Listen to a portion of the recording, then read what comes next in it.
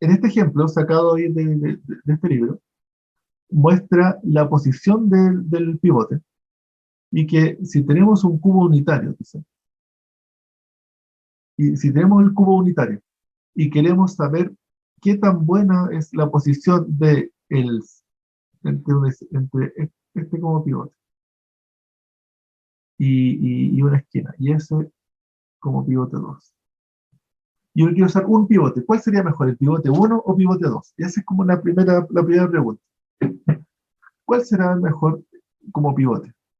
Ya, y lo que está mostrando aquí es que lo que necesitamos es poder eh, ver cómo se distribuyen las distancias del dataset. Entonces aquí vamos a tener el dataset de objetos, unos que hay datos aquí dentro del cubo unitario. Y entonces un pivote va a ser el punto central y el otro pivote va a ser el punto de la esquina. Las cotas inferiores tienen que ver con la distribución de las distancias, ¿ya? Entonces, si calculamos las distancias de todos contra ese pivote, se ve que como si uno escoge el centroide va a generar una calculamos como un histograma de cómo se distribuyen las distancias de los objetos al pivote, al centroide, eh, va a aparecer una curva como esta. Los objetos todos tienden a estar a una distancia promedio, ¿ya? Porque el objeto es del centroide, entonces debería estar a una distancia promedio de todos los objetos, ¿ya? Distinto al objeto de la esquina. Si calculamos el objeto de la esquina, todos se tienen que calcular su distancia contra el objeto de la esquina, ¿ya? Notar que en este caso las distancias van a ser más altas porque el objeto está lejos, ¿ya? Y por eso es que este de aquí es el de la esquina. Esa es su distribución de distancias. Las distancias van a estar más lejos que las distancias al pivote del centro. Pero, y dice, oh, que es malo, pero la verdad es que no es malo. Lo que en realidad interesa, más allá de ser más grande o más pequeñas las distancias, es la distribución de las distancias. El sigma, digamos, alrededor de la distancia promedio. Va a haber una distancia promedio y se van a mover alrededor de la distancia promedio. En el caso del centroide, el sigma es bien bajo porque están súper concentradas en torno a ese promedio. En cambio, en un valor de la esquina, en un pivote en la posición de la esquina, los valores están más dispersos. Hay objetos cerca y objetos muy lejos, ¿ya? Ya, eso es súper bueno. Si calculamos, de hecho, es la varianza de este histograma, de las distribuciones de las distancias de los objetos contra los pivotes, ¿ya? Esa varianza, ojalá que sea lo más alta posible. ¿Por qué? Porque en una cota inferior,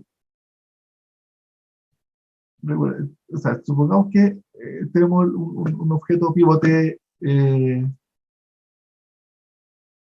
con color rojo. Este es el objeto pivote, ¿ya? Y tenemos datos alrededor, es el objeto del central.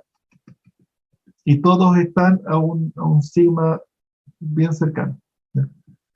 El objeto el objeto query, cuando aparezca un objeto de consulta, debiera de seguir la distribución de los objetos, ¿ya? Entonces va a ser un objeto que va a estar por acá.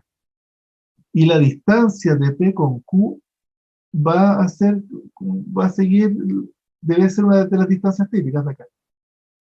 Y la distancia con un U de acá, este va a ser el objeto U. Y queremos restar estas dos distancias. Como hay poca varianza, lo más probable es que la distancia a Q esté aquí y la distancia a U esté ahí. ¿Y cuál entonces va a ser la diferencia de la distancia de P a Q menos la distancia de P a U? Si restamos estas dos distancias, lo más probable es que esto sea cercano a cero. ¿Por qué? Porque Estas dos distancias son muy parecidas. ¿Ya? Y entonces, como la cota inferior se calcula restando dos distancias, esas dos distancias van a salir con esta distribución, lo más probable. ¿Ya? Y si la distribución tiene poca varianza, lo más probable es que esas dos distancias que vamos a restar sean muy parecidas. ¿Ya? Y si esas distancias son muy parecidas, entonces su resta va a ser cero, o casi cero. ¿Ya? Y eso nos va a dar una cota inferior que no nos sirve, no nos va a servir para nada. ¿Ya? ¿Por qué? Porque siempre va a estar dando valores muy bajos. ¿Ya? Muy distinto al caso del el punto de la esquina, como el punto de la esquina. Como los datos están muy repartidos, cuando llegue el objeto consulta va a estar aquí y los objetos van a tener, los objetos U van a estar o cerca o lejos. Y cuando restemos dos números, es más probable que dé un valor más grande, ¿sí? Porque es como tomar dos samples de esta distribución. Entonces vamos a sacar un ejemplo y va a salir el objeto, la distancia del objeto Q, y vamos a sacar otro ejemplo, la distancia del objeto U. Y va a haber una diferencia mayor a cero al restarlos, y nos va a dar una cuota inferior que ojalá sea útil para descartar objetos. ¿Sí? Bueno, esa es la clave que nos dice que hay mejores posiciones de los pivotes. Ahora, y el indicador va por la varianza de las distancias. Entonces aquí tenemos lo que se llama histogramas de distancias, y vamos a calcular las distribuciones de las distancias contra el pivote, y la varianza nos dice algo, y que el punto central es mala idea y el punto de la esquina es mejor idea. Ahora, eso del central y punto de la esquina es un decir solamente como intuitivo. En los espacios métricos no existe en geometría. El histograma de distancias nos dice, tengo un dataset de objetos, y lo que voy a hacer es que quiero calcular a qué distancias están en promedio están los objetos de mi dataset. ¿Ya? Y entonces, qué es lo que hago?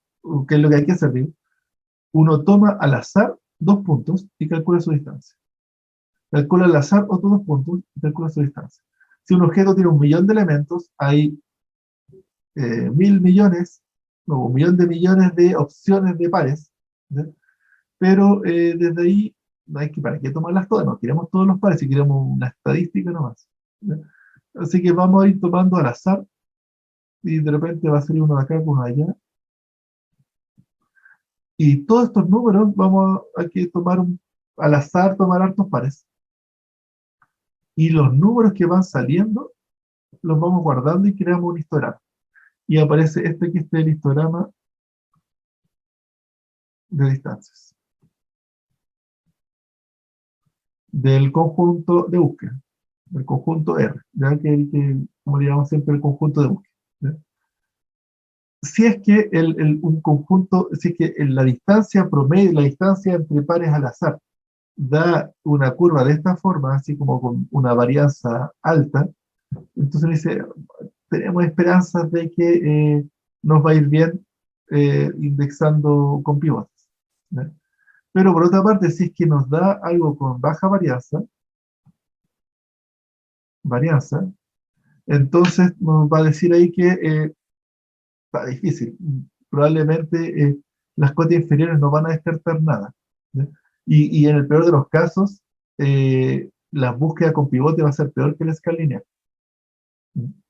¿Ya?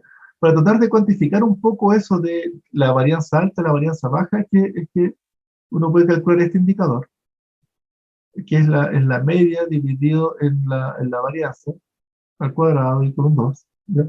La idea es que eso da un número y ese número se le llama la dimensión intrínseca. ¿Ya? ¿Por qué intrínseca? Porque en los espacios métricos no hay dimensiones. ¿Ya? Pero es como que la dimensión tiene que ver, la dimensión de un espacio métrico, o sea, no tiene dimensiones, pero ocurre este efecto de que cuando eh, este valor de dimensión intrínseca da un número grande, es porque las distancias están muy concentradas en torno a un valor promedio, y por tanto los índices van a ir muy mal. ¿Ya? Y entonces uno dice, esto es un espacio de dimensión muy alta y cuesta buscar aquí. ¿Ya? En cambio, si es que tenemos un espacio de que esta dimensión intrínseca nos da un valor bajo es porque si la dimensión intrínseca da un número bajo, es porque el sigma es un número grande y tiene alta varianza. ¿Ya? Y eso es bueno, son buenas noticias. Entonces, como que es un espacio fácil de buscar, ¿ya? Fácil de indexar. Bien, entonces, este concepto de dimensión intrínseca es como un indicador a priori. Antes de empezar a buscar, uno puede calcularlo y ver si es que uno tiene esperanzas o no de que le vaya bien con un índice medio.